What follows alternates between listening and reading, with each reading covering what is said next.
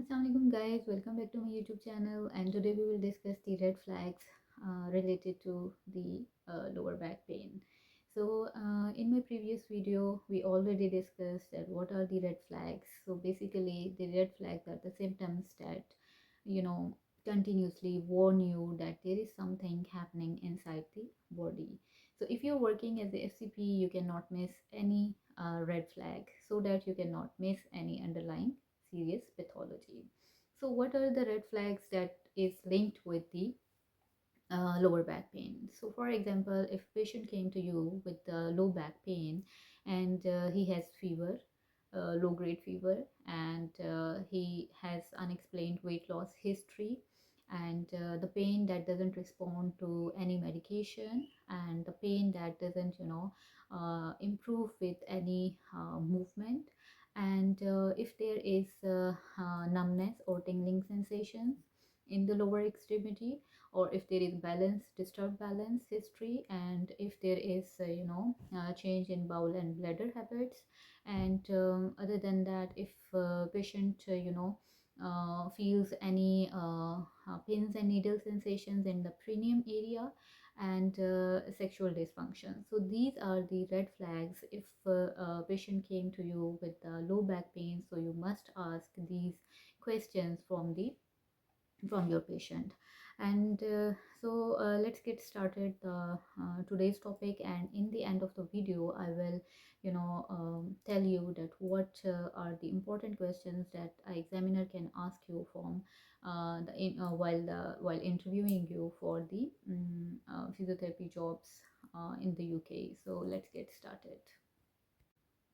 Okay guys, so what are the red flags of lower back pain? So first is that severe or progressive pain. As I already told you, that if your patient present with the low back pain and the pain doesn't improve with any painkillers, any medication, or any conservative measurements, then if there is radiating pain, it could be due to sciatica, it could be due to spinal cord compression, and the patient will present with the numbness or tingling in the lower legs and feet, and nerve irritation. So it could be due to nerve irritation and sciatica. Then bowel and bladder dysfunction, right? Patient will present that if there is urinary retention or incontinence, or if there is difficulty in controlling bowel or bladder function, then it may indicate the cauda equina syndrome.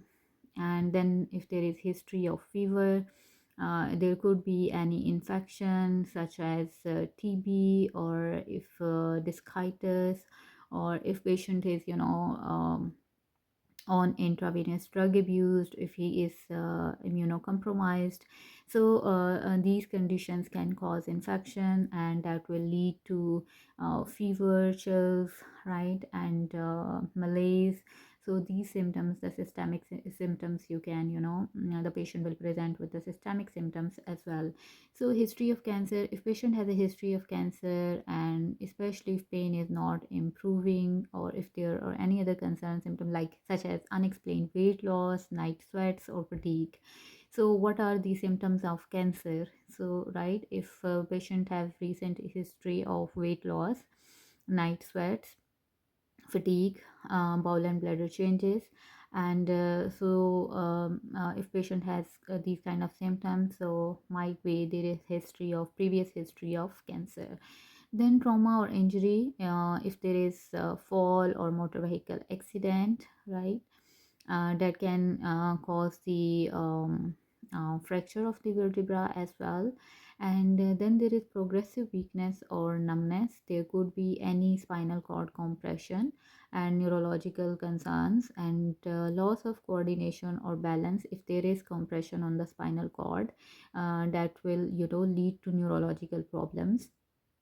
And then there is recent infection that as I already told you.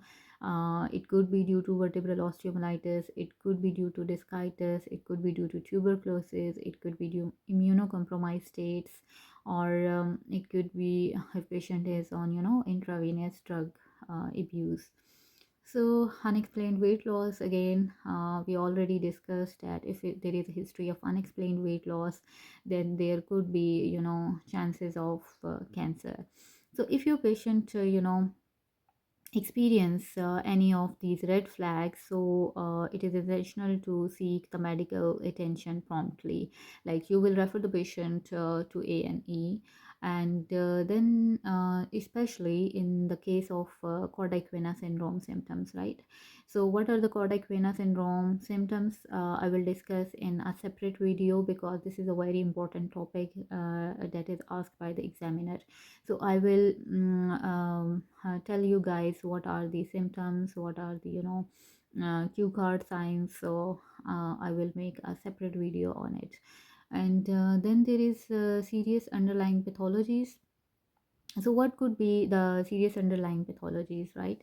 So it could be herniated disc, it could be spinal stenosis, right? If there is narrowing of spinal cord, that can lead to lower back pain, numbness, and balance disturbed balance. Then there is cauda equina syndrome. So this is our very serious condition, as it's a very rare, but it's a serious condition, right? So the patient lead to a variety of symptoms, such as lower back pain, and along with the weakness or numbness in the leg, loss of sensation in the glion or buttock area, difficulty controlling bowel or bladder function, loss of sexual function, and in severe cases, paralysis of the legs. So, cauda equina syndrome is a rare condition, although considered a medical emergency, and require immediate evaluation and treatment to prevent permanent damage to the nerves and preserve function. So, this is the emergency condition. If you find any recent bowel and bladder changes, or any sexual dysfunction, or patient is presenting the numbness in the private areas, so you will send the patient to the emergency department, right? So then fracture, patient could present with the fractures, the traumatic fractures and the osteoporotic fractures. So again, it depends what kind of fracture he has. And then the inflammatory conditions, right? Inflammatory conditions, if you are aware of ankylosing spondylitis, rheumatoid arthritis, or discitis, so these are the inflammatory conditions. If there is an inflammatory conditions, patient will present with a fever, and especially the patient will wake up at the midnight, right? So on the ankylosing spondylitis, this is also a very hot topic that is asked by the examiner. I will make a video, separate video, a detailed video on ankylosing spondylitis. Then cancer, right? So patient can present with such symptoms that related to the cancer we already discussed. Then the metastatic spinal cord compression. So metastatic spinal cord compression, as it indicated with the name, that this is the spinal cord compression. If you have a history of cancer, and if you have complication of cancer in any other part of the body, then it will there will be that will lead to mets, right?